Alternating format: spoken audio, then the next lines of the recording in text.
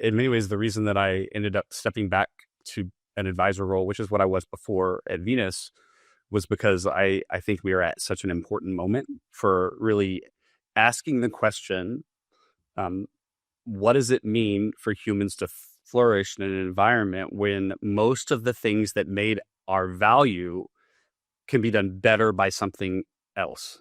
And it actually is an incredible chance because, the technology that we've had over the last 20 years hasn't actually, it has removed friction and eliminated the things that create meaning and overwhelmed us, and created a picture of optimal humanity, like what your life could be. That is like, I have a dear friend that took a company public. Like, he has the great wine. I don't have the great wine. And we were talking, and he said the biggest challenge is that it's like, as a leader, I feel like I'm failing all the time. I mean, this is a guy that's worth hundreds of millions of dollars that has taken a company from zero to billions. And like, there's this picture, in the technology has created this picture of infinite capability, and we're supposed to keep up. And I think AI is our best chance to actually like restore and let it do the things that technology should be doing, rather than us trying to keep up with technology, instead letting us really zoom in and say, what is it that we uniquely need to do for flourishing and thriving? And what do we not want to hand over to AI? I think it's a really exciting, but also a really uncertain. And I think we got to be intentional in the way we think about these questions in order to ensure that we aren't victims and tools of the tools that we've created, Yeah. By the way, that's actually probably one of the most well said ways of like talking about this story arc, right? As the things that we have done that have created value actually have now been done by technologies that actually can do it just exponential. It's not even close better than what we maybe have done. How would you answer that question though, in terms of like what is the thing that we can focus on? I mean, because you've had a front row seat to all these different companies. I mean, you're presenting, then all of a sudden you're at the cutting edge of like, what does it mean to be like transporting and to providing technology of getting us from A to B, and like in that whole experiment? Well, the first thing I would say is that I think that, I mean, I don't know if it's because I've always been a contrarian, but I don't think so. I think that the vast majority of best practice in corporate America are more evidence of the problem than they are solution, in my mind. I and there's nothing more or less likable than someone saying like my next book, but the but the the real reason that I left the full time gig of Venus was because I wrote a book in 2017. Wouldn't wish writing a book on my worst enemy. It's the hardest thing I've ever done, and I said I would never write another book unless there was something that was so important that I couldn't let it go and I couldn't find it already out there. And like, I think fundamentally, there's a work layer, but even a human layer, which is that I think that we have to be careful because technology has helped to optimize the individual experience and made our life frictionless, but it's actually failed miserably in understanding that what we should be optimizing is communities. We should be optimizing for the depth of relationships in a community of people, an individual community betting on a group. And I think from a work perspective, there's actually a really important piece that says like, um, individual skills are going to be commoditized in many ways. Like we were already seeing this. An MIT study showed this, that lower performers, AI brings levels that up. Like they can get you pretty quickly to even out. What it doesn't do is eliminate the coordination. Like, it doesn't solve for coordination and how we trust each other to be able to each run fast, rather than having 100 alignment meetings and getting people, that's where all the cost is. And so I also think that the solution on a work level is also the one we need to be asking on a societal level, which is like, how do we bring back the incentives and the cultural values that say we're going to bet on each other rather than us betting on the individual? So that's like, I know that might have just gone a little bit like philosophical. No, no, Curt, it's like I think what you're saying is a little bit of the microcosm you created at Venus. We're going to bet on each other rather than like you're like the most badass rocket scientist. Oh, you're the most badass at this, and it's like there are these identity sort of it's like identity warfare versus hey, the collective is stronger when we have group momentum versus you know what, I crushed it. I'm sorry, you suck. Yeah, I mean, that's exactly it. And I would just say that like we have swallowed a whole a set of undergirding hidden like assumptions that I think all but make that nearly impossible unless it's intentionally disrupted. I like for instance, if you think about groups nowadays, even at work, even the word diversity, I got to be careful here, but I'm just going to say it. Like we almost define diversity by saying that every person comes into the group representing who's not here. When in fact, the best way for someone to be seen uniquely and like as a truly unique creation of God or product of evolution, but my perspective is of the faith, the, is actually because they see you as an individual who's a part of this, not representing what isn't here, right? So, and like I, part of the thing that I think is really important is for us to say this isn't just like feel good. This isn't just a corporate jargon way to maximize like get people to stay longer and therefore have lower retention issues. No, it's actually fundamental to us thriving. And I would argue that like the days of me choosing myself as like at all costs is the that we're now that is the worst financial and competitive advantage decision you can make because you know and but it's also the reason we aren't having good groups and communities when everyone can exit easily. I mean, think of how easy it is. In fact, we like that really that group was toxic. That relationship was toxic. We celebrate people leaving. One click, get out. Like there's no like no one ever judges someone for choosing to leave a group. But the problem with that is that it's actually in having a small group of people who actually are fully committed to you that one you'll get more value because they'll think about you when that opportunity comes up that I hear about. But even more, like it's actually in the endurance and the over the years and years where this group actually no longer has to coordinate by having everyone in a room every time and everyone having to discuss it and everyone's opinion being heard. These are all like antagonistic because if you're in a room and you're saying my voice better be strong or I'm not going to have value, when instead what you say is I'm not even going to be in that meeting because I don't need to be because that's not where like it's actually just a total shift in mentality. Well, number one, I love it. It's what's another word for like it's a meritocracy of who you not of skills and the capabilities you are, but who you are. Like I think that like matters. Well, early on, I realized that what AI was going to do was allow me to be able to create system and structure that I could instead of having to hire skills and talent specific to a role, I could actually go out and hire incredible human beings who have beautiful hearts because that will actually empower more powerfully the what we're trying to do, the mission, so much more so than being able to go, well, you have your MBA. By the way, nothing wrong with MBA. I'm just using that as an example. So anyone who is listening, but it's like, and I think that what's crazy though is um, how we are training and teaching everyone. It's like your skills, like where you went to school, what you studied, what your grades, trump who you are, who you've been, and how you can actually retranslate that into momentum into who you're becoming.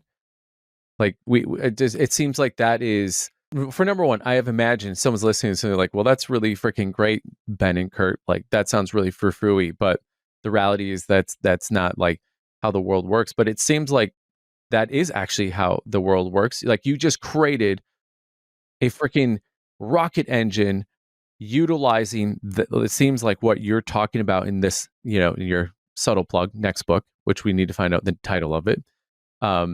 But is that but that you captured It is, and part of the reason, part of what I want to say is, the world's changing. Yes, your individual skills were the key. Great. Name one that AI is not better than you at. Like there are a few, but not many. And instead, what I would say is like, okay, so if you can't be a like for instance, I write right now. Claude's the best, but it's none of them write like I write. But I'll tell you what, they write 90% because they've gotten my voice and they can pump out content. Like I can write 40 Forbes articles with AI. I'm not allowed to, but and they're 90%, and we're just on the front end. And so you really have to ask yourself, like, what do we have left? And in my mind, it's actually your character. It's a choosing um to to not select the infinite options and the network of I'm going to use my individual skills to like keep climbing up, instead of saying like, no, this group of people, because of the trust that's there, because of like the character, because of the values that actually reinforce that each other matter, they're gonna feel the security and safety to operate with a curiosity that makes them unafraid of the new, that makes them unafraid to try things without it feeling like it could be a potential systemic risk to their futures. So it all of it, what we're really trying to do is create an environment where you can lean more on other people truly to do work that AI is going to probably actually facilitate. And you can create a culture of curiosity that means that you're not afraid of whatever it is that might be coming next. Because that's really all we have, right? Yeah.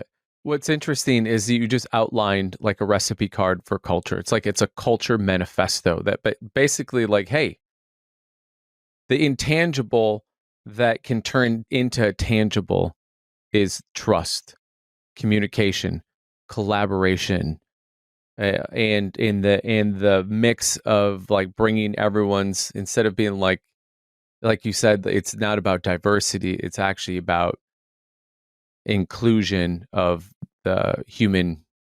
That's right. And the diversity is being in a community of people who actually realize that, like, when we think about AI, what do we bring?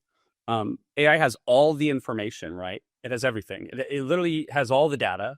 But what we have uniquely is not all the data. We have our own story that gives us a unique perspective. So you need to be in a community that says your unique story is actually really valuable here. That's true diversity, right?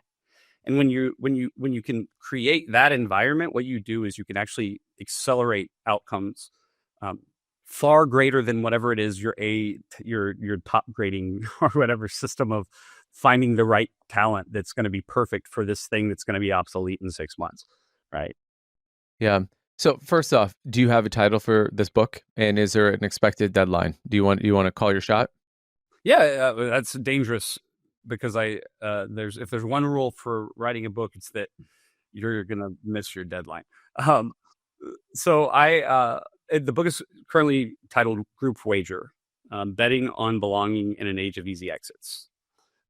Um, Now, I have to say that publishers always have a way of saying, but what about this book title? So they might change the title, and the goal is for it to be completed and out by the end of the year, which feels far away. But I had getting in the weeds, but my last book was with Wiley. They were great. The 60-day first right of refusal that we're about to hit the end of. And so in the next 2 weeks, I'll have the final book deal, and then they'll usually give me 3 months to finish it. It's about half done. And then about 6 months to get it from finished to published. So the goal is for it to be published in the fall. Not quite ready to sign up for it. You can't buy it anywhere, but honestly, it's the only thing I'm thinking about. I'm just starting to actually publicly speak about it, but it's definitely the thing that I've been thinking about pretty exclusively. Well, number one, I love it. I love it. And I love it because it's a counter melody to the conversations around AI and what people are talking about. And I love it because it's something that we can actually have agency of. So my next question is based off of that. Obviously, you've had a front row seat to watching it happen, to like doing like big things. Like when we say moonshots, I mean, we're part of that, but it seemed like your recipe and awareness of like, hey, I have nothing to do with aerospace, yet you came in and helped cultivate that. So someone listening today, like whether they are actually a person in a position to take the influence, or a person who could maybe like make suggestions, or you're the owner, entrepreneur, what are the things that you would suggest if you were to doing an audit on your own group wager? Love the title, by the way. And what would you do to say, hey, if you do these XYZ things, your group wager just went up, like your betting line just massively went up? Yeah, a great question. And I would say I'm still in what I would say is like the research beyond the use case. Uh, but there are a few things that I can say with absolute confidence. And the first one is I actually think it's you're either going to create the language that allows for friction, um, or you're going to make it really hard to have hard conversations. And one of the interesting things we talk about AI as really the next step in this, but I'm always thinking, what about this moment is different than the past that we probably aren't accounting for? And I think one of the most important ones is as technology has increasingly removed friction from all of our lives, what it has done is it has increasingly made us uncomfortable with friction in our lives. Meaning, like, I don't, we are not comfortable being around people that make us uncomfortable, like out. And the problem with that is that your biggest risk as an organization isn't that people are going to loudly fight. It's that they're not going to actually say what they think. It's that everything's going to get pushed to back channels, and it's going to happen not in the room. It's the meeting that happens after the meeting. And in part, that makes total sense. No one has ever said, like, you know what? I just love telling someone they suck, like, or telling someone their ideas about. Like, actually, there might be a few people. I do know a couple of people like that. Uh, they're the worst. Um, but so like, how do you go about creating cultural norms that actually make um, escalating and addressing things in real time not really hard and really uncomfortable?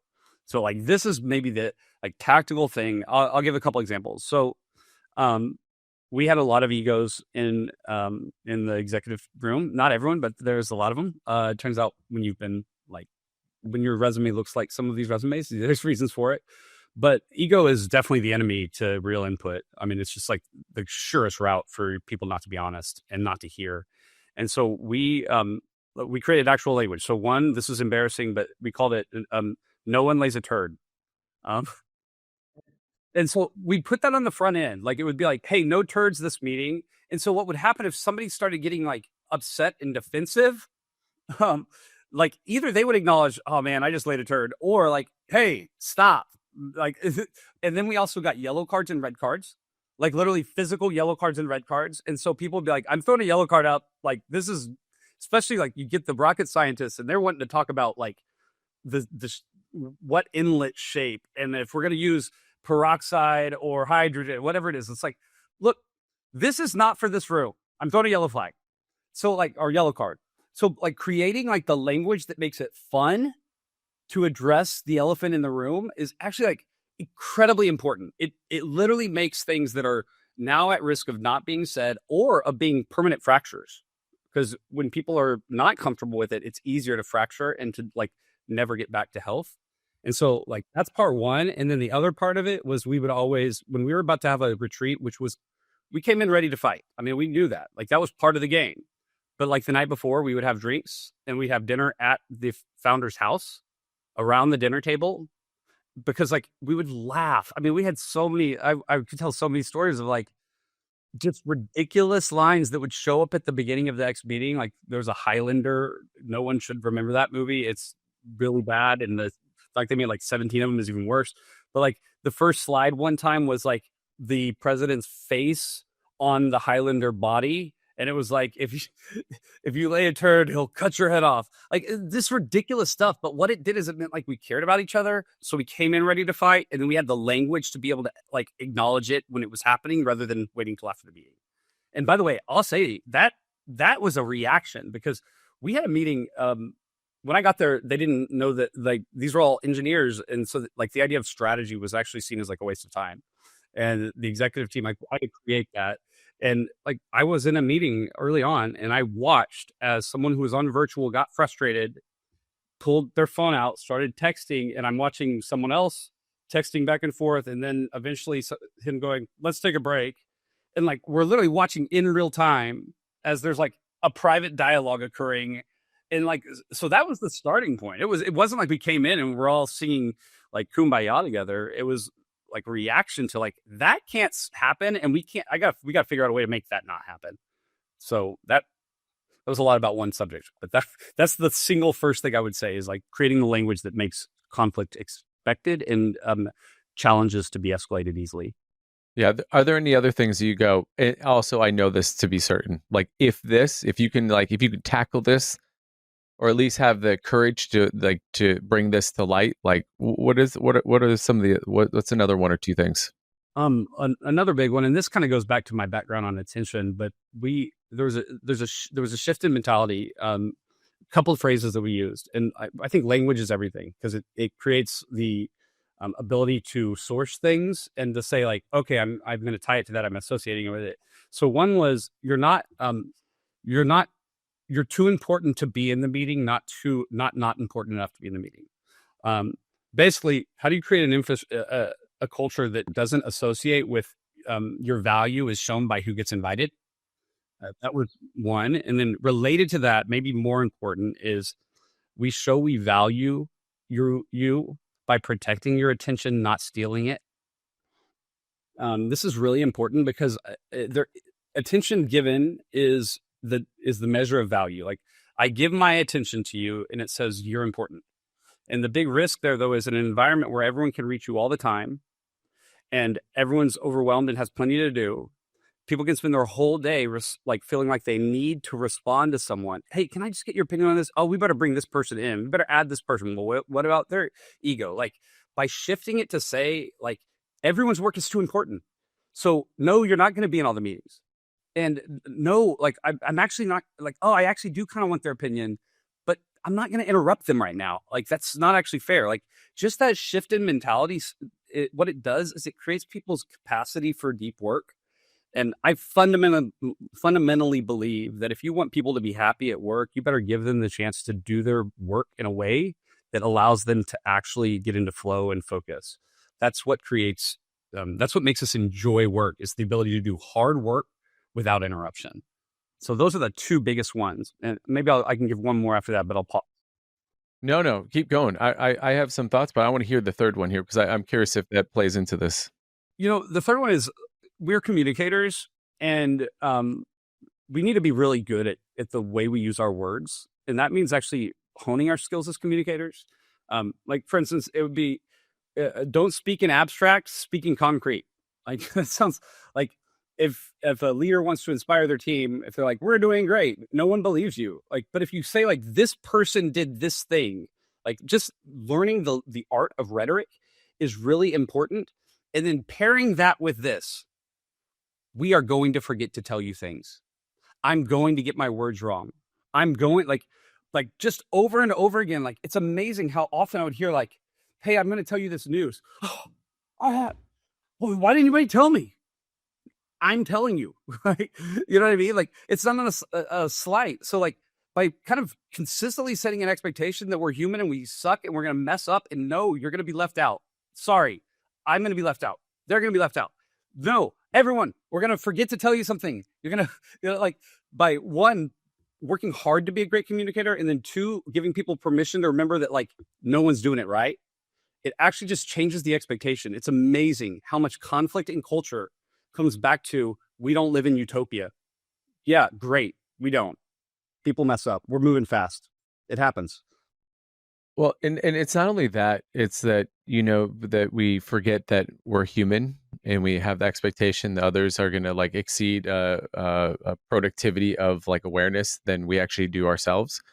But I'm curious, Curt, from your perspective, because it seems like what I'm hearing you say is, and I'm curious from like your studies of like attention, like where did we get that our attention being stolen is that we're being valuable, or that we need to be heard, or at least asked for that to be like, you now, like this is valuable. Like where did that come from? So it's actually like fundamental biology is where it all starts. Attention is the measure of what we value. It is the brain's filtering mechanism for determining what matters at a given place in time. So right now, you have infinite inputs that like there's literally no end to what you could pay attention to. The only rule is you can't pay attention to all of them at once, right? You can only be in one sphere at a time. And depending on your fluency, it can be anywhere from like 4 to 11 objects. But the point is like you're going to be focused in one direction. And it's a choice. It's a zero sum game. Like you're either focused here. Like if I'm talking to you, my kids are being ignored, or like they're not here. But you know what I mean. So, um, and so used to it was time, but then it actually we shifted. Everyone's heard at this point. It's an attention economy. All that means is this: is that companies know that the most valuable thing that you can give them is your attention, because what you pay attention to, your pocketbook will follow. Right? It's that simple. Like like in fact, if they can just give you the options, if they can set the framing of what is available for your attention, then you're going to choose between those things they've already won, right? And so we move it over into work. It has always been that if I pay attention to you, I'm saying I value you. This is why, um, in fact, researchers will show that it is worse to neglect a child than it is to physically abuse them. Like it is worse. Like neglect at an infant age is damaging at a level that is hard to overcome for the rest of your life, because attention is the measure. It says you matter. Like you matter. Everything else is available, and I'm choosing you, right? And so it makes perfect sense that when we come to work, when someone says you're not in this meeting, it feels like it's personal. But we live in a world with like the division of labor such, and what we're failing to do is we're still operating on a mindset that says your attention is infinite, and I want to ask for it at all times. And it's so we actually it is actually anti-biological to do what I was suggesting earlier, which is to say we want to value you by protecting your attention, but it's possible. So biologically, asking for your attention is saying I value you. But when your attention is up for grabs, it's also stealing the thing that you have in least supply. And by losing your own control of that, you're actually losing control of your own future. Yeah, but the thing though is I feel like those are the rules that we think. But if you go back to what you talked about group wager, if the wager is your attention allocated to the thing that you are uniquely designed and passionate to solve, if you can be in your joy and someone doesn't fuck with that, that you like, that is like showing the value. Yeah, and actually what you've just spotlighted is what so you asked earlier, what was the shift? Here's the shift. If 200 years ago, I'm in a village. I'm in charge of fishing. Someone else is in charge of crops, whatever.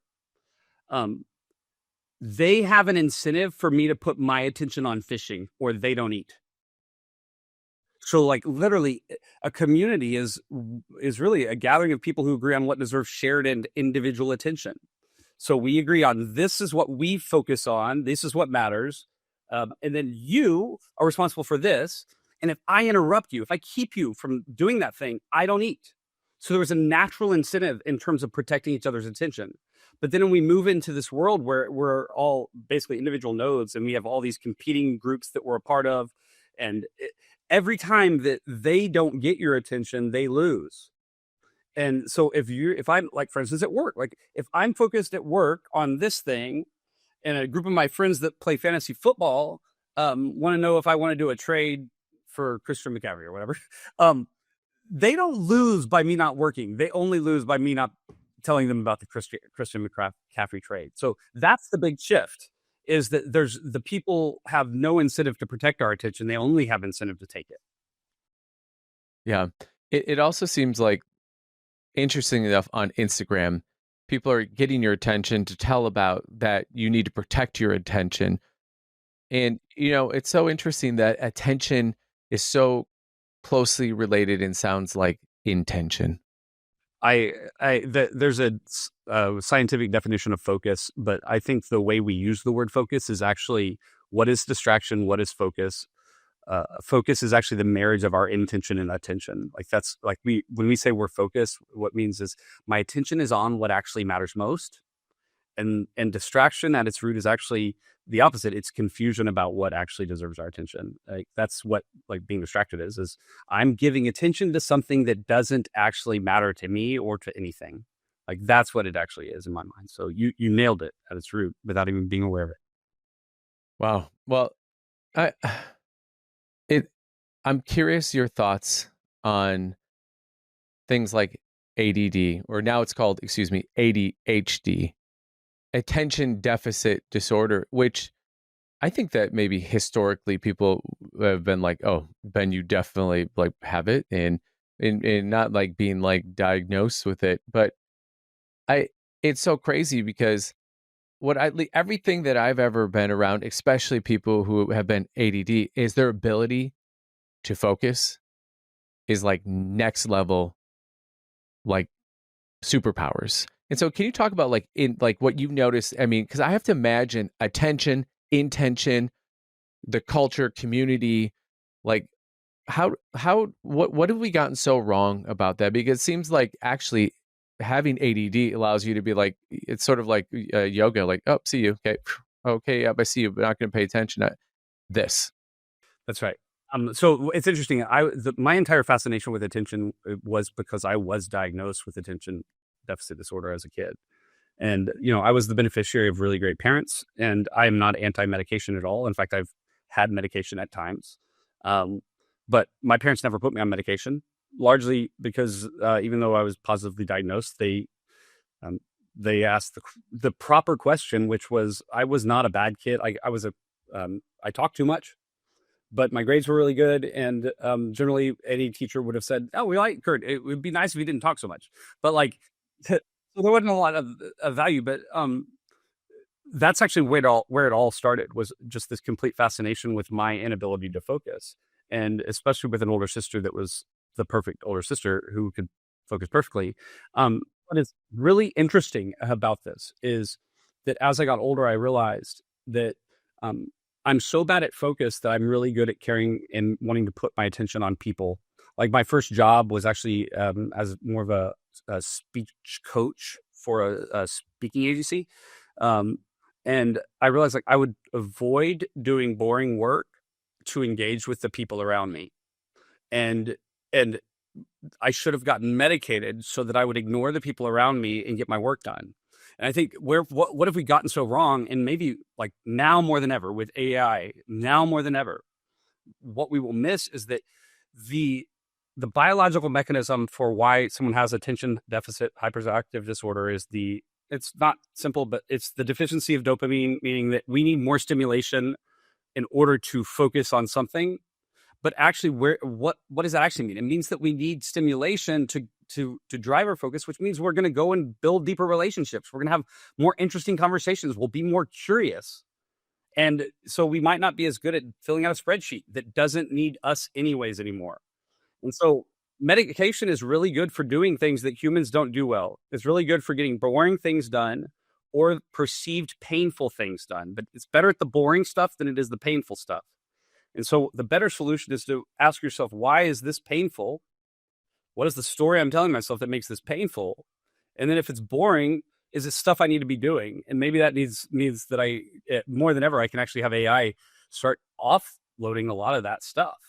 So I think we're actually in the midst of a very interesting moment when it comes to ADHD. While we keep medicating kids for wanting to get up and move, and do things that adults can't even do by sitting at a desk all day and listening to a teacher who is terrible when there's YouTube that has great teachers. So it's just a really interesting moment. Or even I just had I was coaching in Chicago, and I had a couple of my entrepreneur clients come up to me, and they're like, "Have you heard about Notebook LM?" I'm like, "No, no clue." And they were like, "So what I took some of the materials that we were going to talk about today, loaded it in there, and in 2 minutes created a 20-minute podcast between a man and a woman where they're going and talking about the content, and not just like I'm going to educate you and I'm lecturing. It'd be more like, so like the quantum quantifier is going to do this, and like, hold, and then what the other person goes, hold on, are you saying that the blah blah blah blah blah blah? And they're like, yeah, because and what's amazing to me about it was the inferences, and I found myself leaning in, and I saw the beginning of this is the beginning of the end of industrial education. Absolutely. And I just want to poke a pin into the bubble that is this archaic, terrible idea.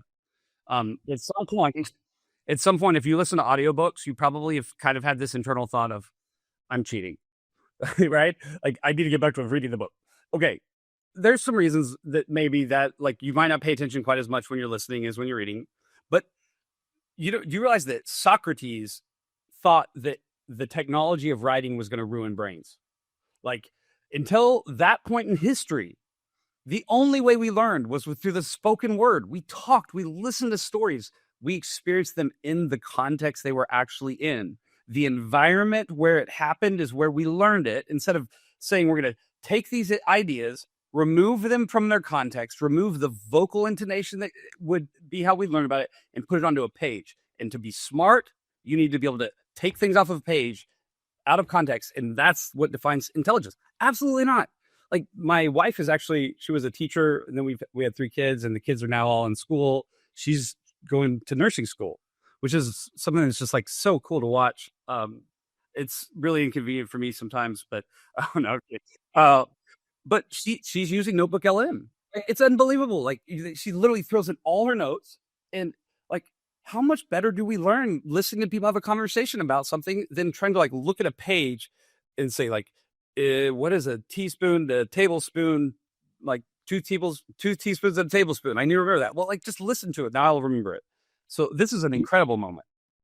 Well, it is. And you just brought something back to me. One of the things I used to say that I felt like my greatest learnings actually happened around the dinner table. Inevitably, what would happen is that, at least from my memories, is that we get done with dinner, and throughout dinner, we each got like 5 minutes to share about what our day was. But at the end of dinner, is that I'd go sit on my mom's lap, my sister would go sit on my dad's lap, and either we would just listen to them talk about whether it was politics, about the world, the economy, the anything that was happening. And I distinctly remember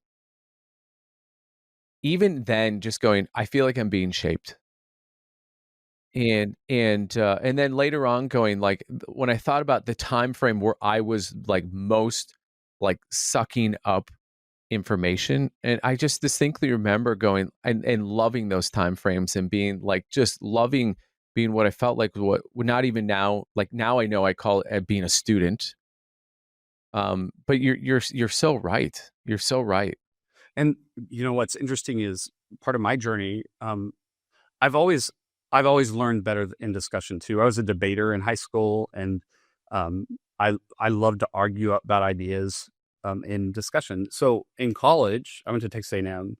My best friend and I were inseparable, and he was a reader, and so like he would literally go in on Sundays to this little closet we had in our 6 guys living in a house that probably doesn't exist anymore. I hope no one lives in that house. Um, and then he would come out, and then we would talk and debate for hours, and all week long we would debate and discuss and debate and discuss, debate and discuss. And all of a sudden, like I get about 5 years into speaking all over the world and living in a kind of a rocket ship of a different kind that I just never would have dreamed of. And I like realized like I was the most lonely I'd ever been. I was the most isolated I'd ever been. I was having so few discussions, because then I get home and my wife would rightfully be like, "This one's yours, the other one's on his own," like, and so then I'm on my own all the time, and I'm like, this is not just terrible for an extrovert, but like it's the biggest risk to my long term my long term value proposition to the world. And so I gathered a group of friends that we started talking once a week, just about things, because I'm someone with ADHD that knows that I don't like to.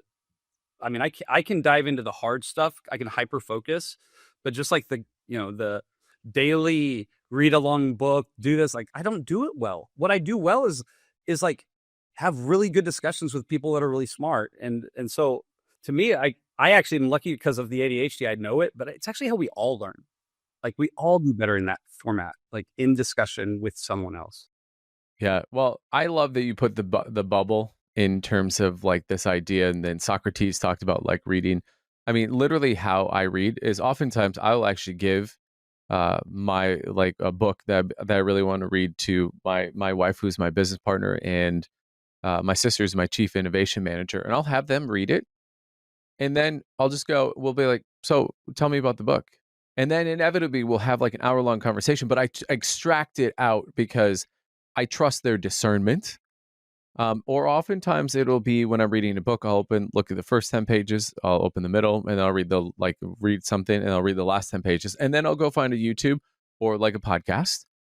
And I go, like, I get the points. Now this is where the peers come in. They go, yeah, but maybe you missed like a quote, which totally could be true. And I actually think it's not in disrespect of the author. In fact, it's going, they get a lot of mileage out of me because it's like I understand what they're saying. And now therefore I can actually go, hey, you know, this book, like Buy Back Your Time from Dan Martell, like, hey, like this is what it is, like um so I appreciate you saying that we are designed to learn in that oral history. Because in the oral history, though, keep coming back to this thing is connection. That's everything. That's everything. And that's the whole risk that we face, is that what AI can do really well is so AI is so much better than just an information dump, because it's actually can have real dialogue. I think Claude in particular, they just released some of their kind of a manifesto of like how they're training them, which is far more values based, interestingly, than just like hard rules. So I'm excited about that. But at the end of the day, AI, the biggest risk though, is that it will just reaffirm your perspective. What you actually need to do is say, I'm going to connect to a human being, and that person and I are going to have our ideas refined by being forced against each other. And the bigger thing that it does is when we are really connected to someone, those ideas that someone has aren't divorced from their life. Like nowadays, I'm not going to say the person's name, but there's a kind of a self-help guru, which is he's provides brilliant advice, but like he lives a lifestyle that is so far away from mine. Like I would love to have like I could live a perfectly optimized life, but my kids would hate me, my wife would divorce me, and he's single. Like, so why would I there's no advice that he can give me that remotely reflects a life that I want to live. And so like the connection that you have means that the advice and the input comes in the context of someone whose life reflects something. And if I want that, then I'll listen differently, right? The word that keeps popping in my head as we're talking about this is this word legacy. And I think about it in terms of like your obituary. And I think the thing is that, like, I mean, I got your bio here, right? But like when your obituary is written, they're probably not talking about a Mach 9 rocket. I mean, is that is that fair to say? They're probably talking about like the who you are, the connections that you were able to create and maintain and cultivate. Um, I I think the thing what you keep hitting on is that we are not designed to be alone. And I think that legacy is the evidence of that we weren't alone and that we provided community for others, or we were part of a community. You know, your research is hits really close to home for me. Is that as the audience knows that we launched a charity called 16 Days, which is a representation of like my son being born on December 12th, 2023, and then 16 days later he died. But we spent all that time in the NICU, and what we saw was like 75% of the rooms did not have a parent in them. And so the whole purpose of 16 days is to give the gift of time back. So last year was like our beta year. We raised money and then we did some beta pilot grants and we bought back like over about 2,000 hours. And what we found was that when there was presence, is that the outcomes were exponentially better, both for like mom and dad and also for baby. Like babies were going home like 20+% faster than doctors expected. And so I find it incredible that you're saying like, hey, the key to actually having business success, to having personal success is actually this idea of we don't do it alone. Connection is better than I think than going along. And that your attention and intention and the respect around that is how you can continue to show actually a deeper sense of community and awareness of others. Is that fair? It's totally fair, and I'll just acknowledge, like, I'm a co-laborer in this, and not a guru, whether or not I know it. Like the mantra, I have literally right here. It's going to look really ugly. You can't even read it, but it says the mantra that I have for this year is people need my presence, not my performance. And the reason that that's what I say is that in many ways, like I, the part of the story that is uglier, but just as true, is that as I'm trying to build a culture at Venus and a team at Venus that has better work life balance, that doesn't mean 9 to 4. I think one of the worst stories we've been telling people is like the best way for you to be happy is to work less. Please watch more Netflix. Like, no, the best thing is to do good work, like work really hard, but then be able to be present. But I internally, naturally, somewhere along the way, probably I, as a young child, came to believe that performance is what granted me access. Like that was where I proved value. And the truth is, and I will abandon relationships as someone who I think of myself as a deeply relational person, a community person, but I will abandon relationships if I don't feel like I'm performing. And so I'll say, I'll pause that. I don't have time for that. I'll come back to that when I'm back on top. And that's like the greatest lie, because there's no way to get it. It literally, not only do I end up extending that, but the thing I need is actually people in order to be able to perform. And so like my mantra for 2026 is all people need is my presence. That's all they need. They don't need my performance. Presence is such an interesting bear to wrap your arms around. It's so simple that it's like feels nearly impossible. And I will say, like, I think some of it is like we can find ways to feel guilty about everything. And like one of the things that humans do uniquely is that we think about the future. Like we think about the past. And I don't think that like you're not always going to be doing meditation and being just like, I'm right here. Like clearly that's not what's the only option. But I did hear recently, and this might be cliche and obvious for people, I hadn't heard it before, but that anxiety is your mind in the future and depression is your mind in the past. So I've like what we do know is that the more I'm not here, and technology is really good at letting you escape anytime you're uncomfortable. Like if you're in an Uber and you don't want to talk to the person, you get on your phone. If you're in a hard conversation with your spouse, sorry, I got to get on my phone. Like it allows us to escape. But what like we are failing to understand is that like the only way we will ever be happy, we are embodied human beings. We exist in a place, in a time. We're not infinite. And there's no possible way that we can actually have any like true joy and peace if our entire lives have us absent from the place and time that we exist. Yeah, it's so true. I had read the book Comfort Crisis. I don't know if you read that, Michael Easter. My wife has read it, and I've had a long discussion with her about it. That's me. Yeah. So you have osmosisly read it. But one of the things he talks about in there that I think to truly unlock the human advantage is that he talks about that as humans, the biggest precursor to creativity is boredom.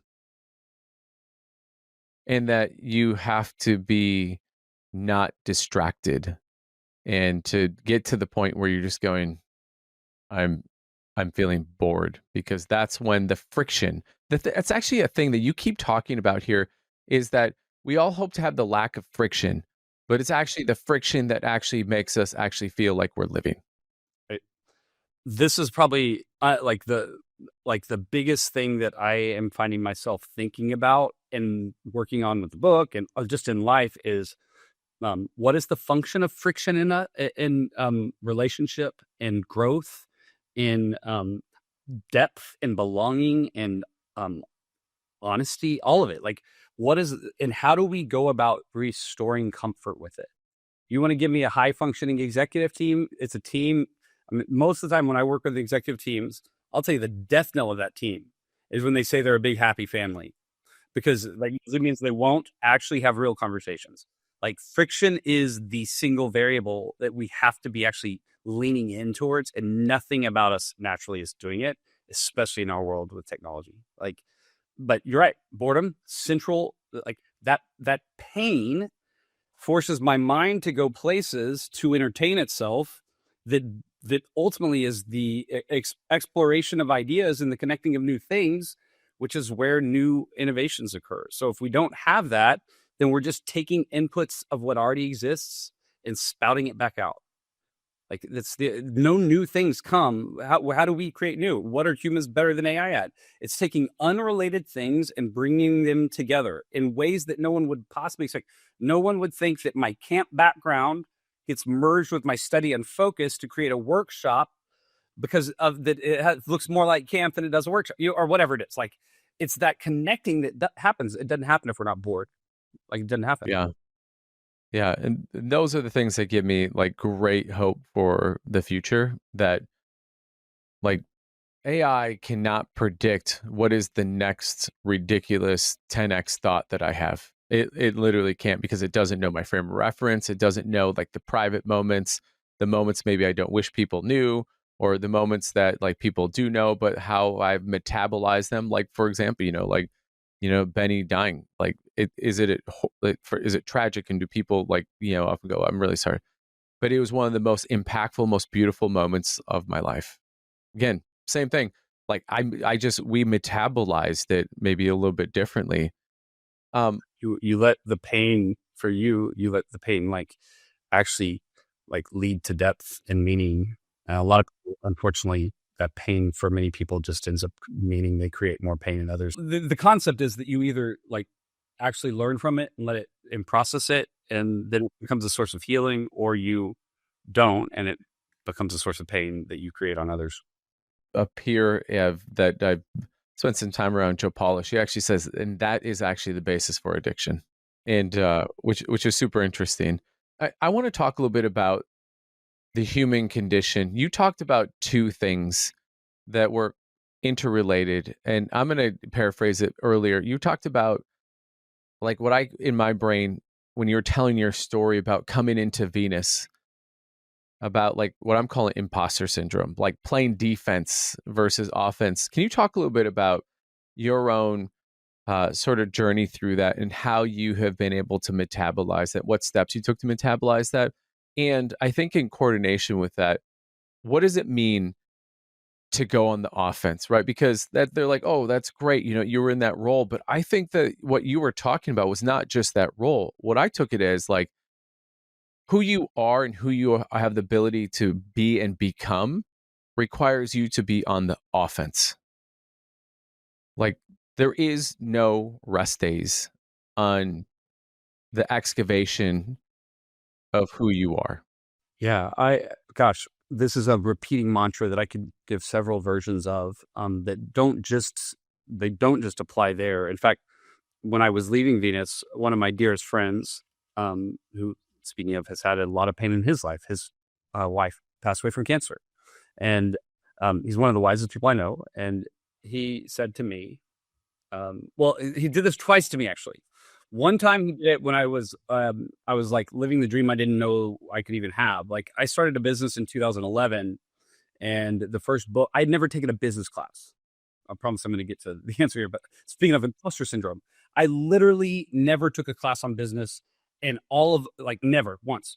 And the reason is, I thought at one point I thought I was going to be a pastor because I loved rhetoric. I was the debater nationally, um, and I thought, and I really cared about the like human, like the study of human dynamics. Like, that has always been what I've been fascinated by. And so, things you can be a pastor. Don't end up doing that. So have imposter syndrome. I'm 10 years to the day, or to the month. The first book I had read was Entree Leadership, and 10 years later, I'm speaking at Entree Leadership Summit, which is like the craziest journey ever. And he said to me, the first time he heard me at a Ramsey thing was, he said, "Oh, Curt, when did you become the tips and tricks guy?" And I said, "When did you stop being my friend?" Now, no, uh, but he was pointing at something that he then tripled down on when I was leaving Venus, and he said, "Curt, this is the time, and the world just gets you." Like, he goes, "We've gotten the attention expert. We've gotten the, like, how to deliver on a stage, but the world just wants you. And that is one of the most beautiful gifts someone can ever tell you, by the way, and also scary. I'll say scary. And then I had someone else tell me within the same month, they said, Curt, like, you aren't at the end of your life, when you get to the end and you stand before God, God's not going to say, why weren't you Tony Robbins? He's going to say, why weren't you Curt? And so I think it's, for me, the processing has largely been being connected to people who love me well enough to be honest and to remind me of that and to tell me, I mean, what a gift, but like, it's the truest thing. Like, so there's no one like any of us. We're like, every person's story is so unique. And like the truth is that means that you have a set of experiences and a set of pains that can become a source of passion, that can become the thing that is your calling in life, your purpose. And you can do something to alleviate the thing that you felt pain from in a unique and powerful way. But the only way you do that is by like just being comfortable with the version of you that exists today. And so for me, it like at Venus, it was that friend calling me out. And that was just a hard wake up. I am not here to run an HR playbook or to run a brand playbook or a company strategy playbook. So we started aggressively doing things that were different. We changed compensation. I was done. Why did I adopt the corporate America's communist manifesto on compensation? Everyone's you do this job, you're at this level. No one on a merit? Like, you mean, because there are a few people at this company, we lose them, we lose this company. And there are a bunch of people that we love them, we want them here. But like, if they're going to compete, if they're going to come to us and say, I need 10,000 and 10,000, 5,000, we're not playing the game. We're just not playing that game. So we changed. I mean, it was like a pretty big and aggressive, like, how do we think about titles? These whole titles, you need that title game. It's like absurd. Well, I'm a senior manager. I'm a this manager. When am I going to be made a director? It's like, what if we just don't have any of those, right? Like, what do we change? So that was like the freedom to say my ideas actually might be worth doing. Like, I had to believe in them, and then I had to fight for them, and some of them I didn't win. Like, but it was just it was a chance to realize that for me, my unique path that meant I was on the outside and I didn't have a business degree, but I did have all this human studies, like in grad work, and that, like, and then worked at a generational research firm. Like, those experiences actually mean that I'm going to see things differently. And maybe I'm going to solve a problem that most of these companies are miserably not solving. So for me, that was it. It was actually coming to realize that my distinct perspective is my value proposition. And so why don't I fight for it? And by the way, the last part of this journey is it's been right at a year that I've been focused on the book and kind of in the transition. Thankfully, I've had enough space and had financial ability to not like just try to jump. The biggest question I've been asking is like, if I'm going to be on a stage and I believe so fundamentally that there are a few things that I can do more valuably than remind people of what's more true, helping them have a better story for the experience they're having. Remember, they're okay, that they belong, that they're worth something. Like, then what is the thing that I actually really want to say? And it has been a long year of deprogramming what I could say based on what I know works versus like me actually be. Talk a little bit about that deprogram, because I think that people will do self-development, which is really you're not developing, you're actually uncoding, right? You're actually like, you're stripping away the narratives, whether internal, external. I mean, quite frankly, I've heard people talk about like you have echoes in your DNA of like, right, of narratives that are coming through. I mean, maybe that's too frou-frou-y for people, but talk a little bit about how you deconstructed that. I'm really curious about that. I think that's fascinating. Yeah. So there's formal, like I had a mentor from when I was a kid, that had moved into doing this internal family systems work. I had never heard of it. I'd not really done therapy. I'm pro all that stuff, but like, I just had had an ego, maybe. But I did, so it's just a new popular version of therapy that I did a few sessions with that mentor that was really the internal family systems as a concept. And I'm going to butcher it. So there's at least like 200 people probably on here that might know it better than me, but high level, it's that we, just like we have a family system, we also, within us, we have a lot of parts that are talking back to one another, and they're telling each other. And then we have like a manager and a firefighter. The manager says, never again. They protect us from something that was painful as a kid. And the firefighter says, not right now. And that's addiction and things that help us distract ourselves from it. And really what we're wanting is integration. And so like, it was a process of like literally going back as to being that little kid who was worried that he was alone and was going to be was going to be kicked out of the group. And then there's this other part of me that protects that one. That kid is getting protected. That will never happen again. And so it was actually the most beautiful part of that process for me was the moment that the person said, can I speak to that, the one who's working their tail off to own a room, like, and just say like, thank you. You have to be exhausted. Like and then they said, and can I just tell you that kid's not a kid anymore and you don't have to work so hard to protect them. I mean, that moment, like I'm being really like transparent. Like that moment I literally just wept. And then there was one other moment that I would say was the ultimate deconstruction. And that was when a friend of mine said, Curt, you're a really great dad. Have you thought about writing a letter to yourself as if you were a dad to yourself? And what you needed, like what would you as a father say to you as a son about you? And I spent 30 minutes crying. No, I spent 6 weeks avoiding that I was on a fly fishing trip where there's space for that. And I went by the river and I literally started to write. I literally broke down. It sounds like I just cry all the time, but that, and then I proceeded to write a letter to myself, and I came out of that and I just felt free. And I'm actually having that printed on my wall. And so that for me, it was like really diving into what are these stories that I'm telling myself, and being able to come out of it and say, like, you're okay. Like what you bring is beautiful. And in all the attempts that in all the stuff you do to construct and protect is actually the stuff that is most damaging to you and least helpful to those around you. Yeah. Well, I appreciate you sharing that. I think the real fucked up damage that society has done to men is to say that being vulnerable is weakness, crying is weak. And at the end of the day, I actually have learned that I have only ever gotten stronger the more vulnerable I am, the more open I am to like feeling what I call like the feels. Like after Benny, like I was the guy that I could feel it. And I was really aware that when waves would come in, like I was standing on like the shore and I could see the waves coming in. Sometimes they were like little, and sometimes they were like, these are some tsunamis coming in. And rather than running for like safety, I was like, I'm just going to stand here. I'd be the guy like in Starbucks in line, and all of a sudden something would happen. Like, Benny was born on Frank Sinatra's birthday. And so My Way or Your Way, whatever it's called, would come on. And that's a song that like is very, very like meaningful to like our family, because it's like it represents kind of like what we feel like how Benny lived in those 16 days.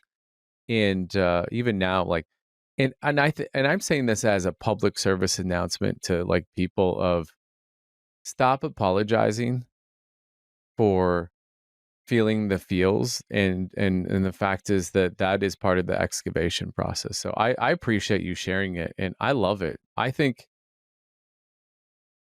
at the end of the day, I find it interesting as I'm listening to you and reflecting on other conversations I've had either on this podcast or personally, and then even with myself and myself with my wife, that we start off as kids with this deepest well of imagination.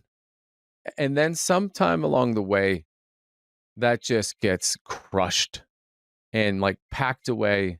And then we spend our adult life trying to get back to this childlike innocence and joy and imagination. And just like my daughter has no qualms. I have a 4.5, my 4.5-year-old daughter has no qualms. Like, or even just when you see like kids, they will literally stare at a stranger like unabashedly. They don't even go like this is like rude. And at the end of the day, you can see it, and you obviously are like, and as an adult, you're just like, okay, this is a kid being a kid, but you would never do that as an adult because of these things like, oh, you're right, you're being you're being rude.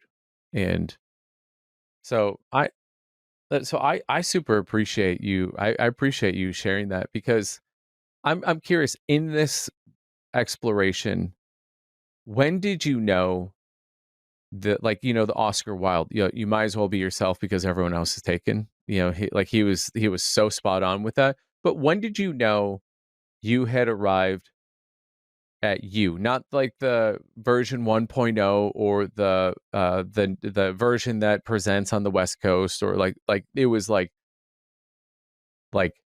hello, Curt, welcome home. Yeah.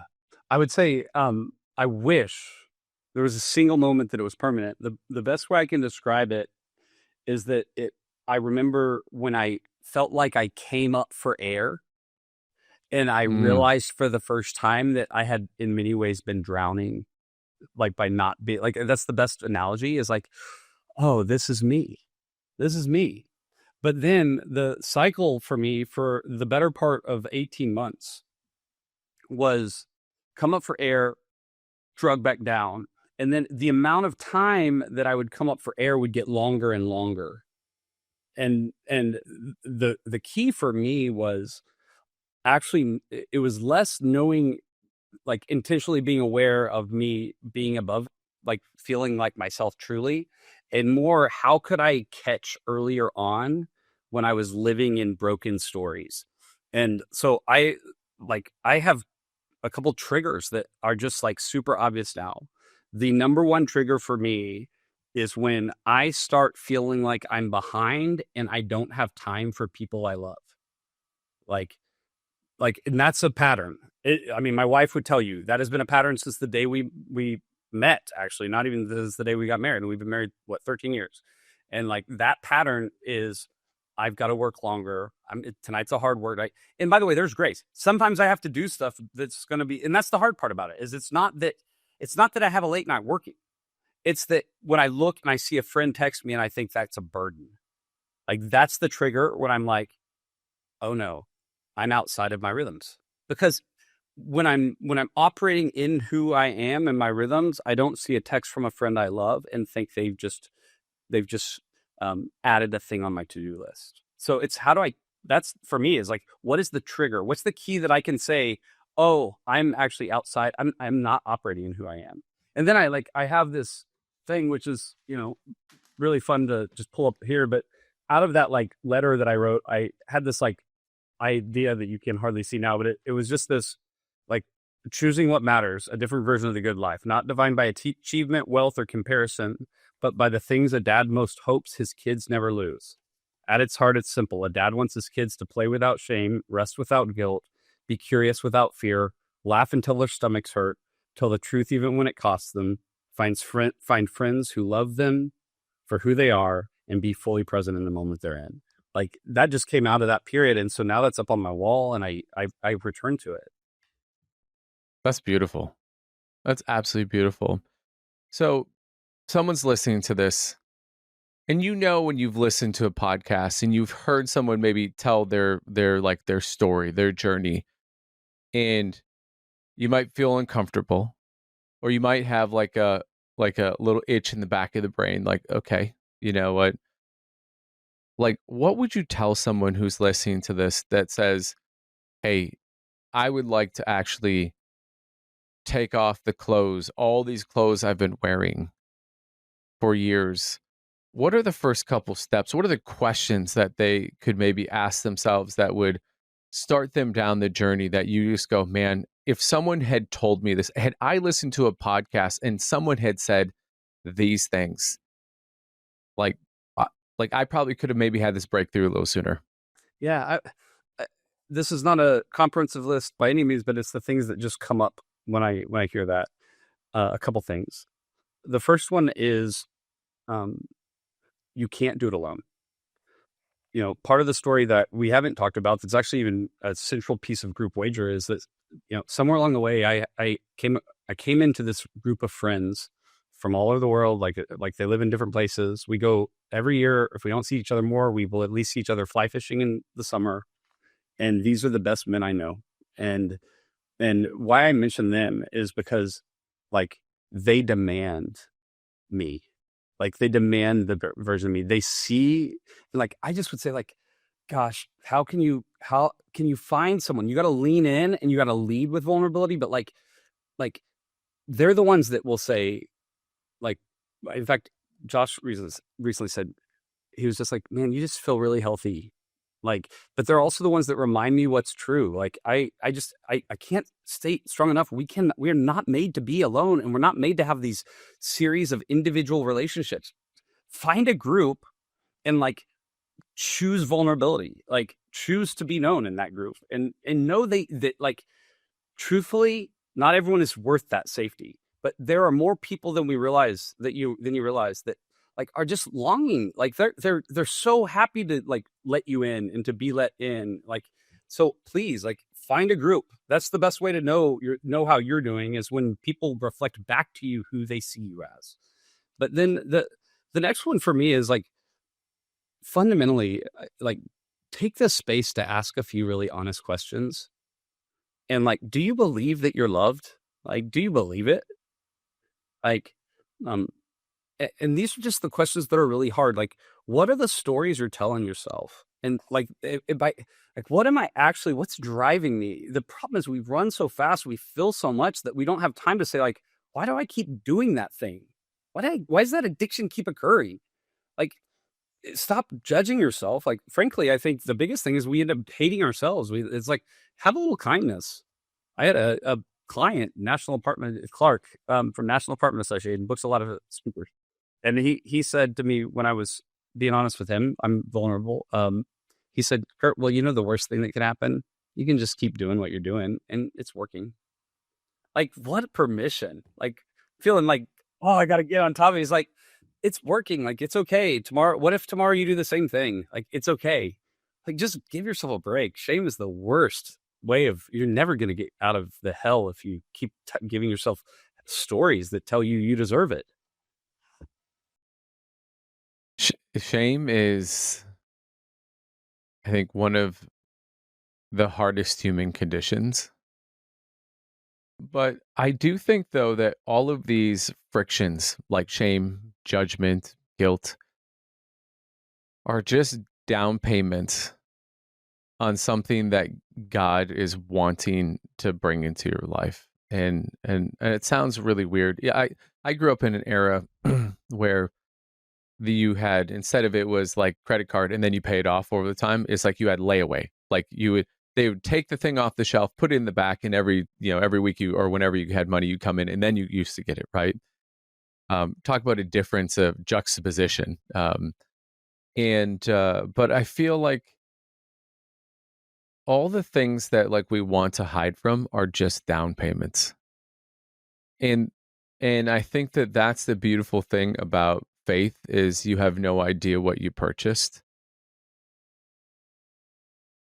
But I don't know about you. For the most part, almost everything that I've ever purchased has been really exciting, but because I knew what it was. But the things that have really exponentially changed my life are when I put the down payment in, and God, universe, basically said, like, you're ready for this next beautiful whatever. Yes. There's a song that my friend Lucas sent me, dear friend who's um, lost his wife a couple of years ago. By the way, there's a beautiful end to that story, which is that 2 years after she passed away, he met someone new who's just an incredible person. And so, beautiful chapter. But it's a song by Brandon Lake called "Don't You Give Up on Me." And even if you're not a person of faith, it's absolutely beautiful. And the song is actually it's God speaking to you, saying, "I know the plans I have for you." Like, open your eyes. Like, it's just this, don't you give up on me.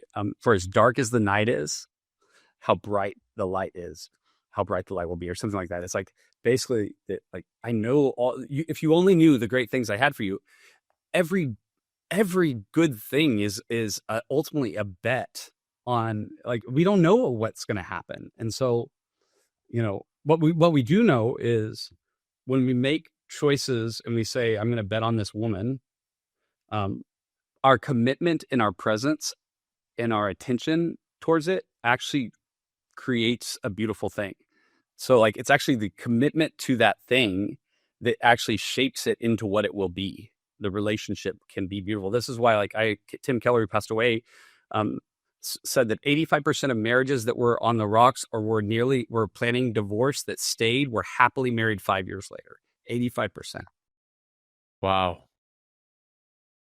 It's it's like the I've always been fascinated with raffle tickets, and the podcast has heard me say this before because at the bottom of a raffle ticket it says you must be present to win, and that has been something that I like. My If you ask my kids, you ask like any of the people on my teams, like they hear me like say that like ad nauseam. You must be present to win, and I mean that stat right there. Well, it reminds me of a story during later COVID. I remember, I mean, I'm the guy that speaks about attention. um, and my son, I was looking at my phone. I was having to respond to someone, and I remember he's like 3 years old, and he just goes, "Daddy, Daddy," and then he goes, "Wake up, Daddy, wake up." I was like, "Well, you're not getting a dessert." No, I'm kidding. Um, but it's like I will never forget it for the rest of my life, because he didn't even know what he was saying, but he was like, "You're asleep. Like, be here with me, Dad." And like, man, in many ways, I want to scream to people, like, wake up. Like, what a beautiful world, right? Like, be present. You can't be in 100 places, but be there. And that's where joy occurs. The people around you desperately need it. There's all sorts of the world's problems that technology is saying you're supposed to care about. Care about the people in front of you, and like, let that commitment and the waking up and being present and being honest about where you are, like, let that be the bet you make. I mean, that's the only bet you got anyways, but like, by choosing it, you actually have the single best odds of being of flourishing, of having joy, of having deep relationships, of because what is a deep relationship, right? It's ultimately me saying, like, they see me and they say they love me. If I don't let them see me, I can't receive that other piece. So, like, like, this is the bet we all have to make, and it's not an easy one today. It isn't, and that is a great note for us to close out. And we're coming on here in terms of it's amazing. We're almost at like 2 hour conversation, and I got to tell you, Curt, like this has felt like I looked up and it was like okay, like wow, we're already here. But if people want to know more about you, they want to follow you. They want to like eagerly await this, your next book coming out, or even the book that you wrote. Like, where can they find you? Socials, book, anything that they can say, I want more Curt. Yeah, would love to connect with people, and it's so Curt, Curt Steinhorst, Steinhorst, which is really a mouthful. CurtSteinhorst.com, but honestly, LinkedIn or Instagram would be the places that I would be the most active. LinkedIn is the number one, but and then the book is called "Can I Have Your Attention?" and that was on attention and distraction. But more than anything, yeah, just connect with me on LinkedIn or shoot me an email or any of those areas. I would obviously love to be a resource and be a co-laborer in this journey that we're all on, which is really about human thriving in a moment that we have everything we need, and yet we feel less of it than we certainly should. That's for sure. What I love, the word you've now said multiple times, not collaborator, not partner, co-laborer. What an acknowledgement that that is what life is that when you have friction, is that that's why they call it labor of love. I love that. I love that you've used that word. Um, Curt, thank you so much for being here. And as you know, I like my guests to leave the last thought, the last ripple, the last sort of, maybe seed planted. What would you tell our audience? What would you have them go away with today? We've certainly covered a lot, and it's been such a joy of a conversation. I think that there's the personal side, and then there's the work side. And the truth is those are not separated. If you are leading a team, if you're leading anyone, the thing that you can most give them is the most honest version of yourself. There's nothing that makes life more miserable for a team than an unhealthy leader who's not honest. AI is creating a world. We don't need you to know everything. You can't know everything. What instead you desperately want to bet on is the choice to be vulnerable and be honest, and to connect deeply with a group of people, and to be curious rather than closed in the interactions that will ultimately define their and your experience. Curiosity is the ultimate superpower in an AI-driven world. I love it. Curt, thank you so much for being on here. What just an absolute pleasure of a conversation. I truly enjoyed it. Thank you. You too. Thanks, Ben. Thank you for listening. A big thanks to Elation Lab for the production and creative design. Remember to like, subscribe, and follow us on YouTube, Apple Podcasts, and Spotify. Keep listening for more Mac's Life.